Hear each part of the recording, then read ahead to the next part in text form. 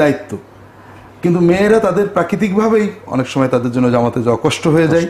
এই জন্য রাসূলুল্লাহ সাল্লাল্লাহু আলাইহি ওয়াসাল্লাম তাদের অনুমতি দিয়েছেন, তোমাদের অধিকার আছে জামাতে যাওয়ার, তবে তোমরা না গেলে তোমরা গুনাহগার হবে না। তারাবির জামাতও একই অবস্থা। রাসূলুল্লাহ সাল্লাল্লাহু আলাইহি ওয়াসাল্লাম 3 দিন জামাতে তারাবি আদায় করেছেন, আমরা গত এক পর্বে বলেছি।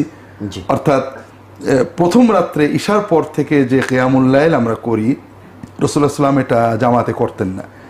একবার মাঝরাত্রিতে উনি মসজিদে এতেকাফের সময়ে তার যে ছোট্ট চাটাইয়ের ঘরের ভিতরে যখন তাহাজ্জুদ পড়ছিলেন, তখন পিছনের সাহাবীরা দাঁড়িয়ে গেছিলেন জামাতবদ্ধ হয়ে, 3-4 রাত পরে উনি ওটা কন্টিনিউ করেননি। অন্য ঘটনায় তিনি রমজানের 25, 23, 25 এবং 27 রাত্রিতে জামাতে সাহাবীদের নিয়ে কিয়ামুল লাইল আদায় করেছেন।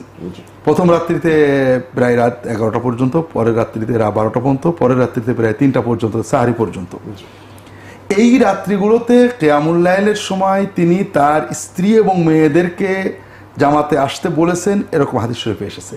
অর্থাৎ এই 3 রাতের কিয়ামুল লাইলের জামাতে তিনি আমার নিসাআহু ওয়া বানাতিহি এরকম শব্দ এসে তিনি তার স্ত্রী, তার কন্যাদেরকে জামাতে শরীক হতে বলেছেন।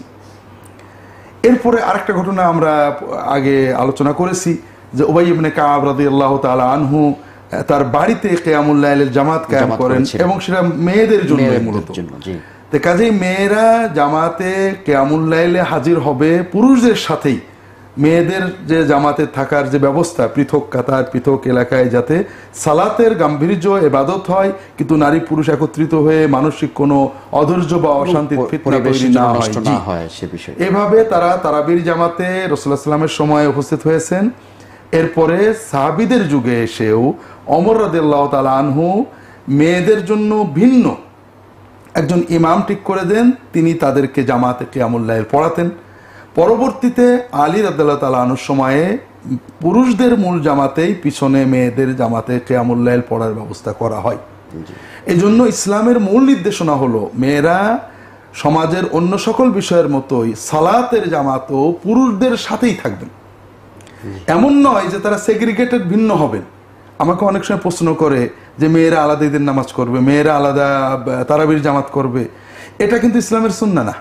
ইসলামের সুন্নাহ হলো সমাজটা একীভূত থাকবে, পুরুষদের বড় জামাতেই মেয়েরা থাকবেন, পুরুষদের দর্শে মেয়েরা পিছনে থাকতেন। রাসূলুল্লাহর সময়ে পুরুষদের জামাতেই মেয়েরা শরীক হতেন।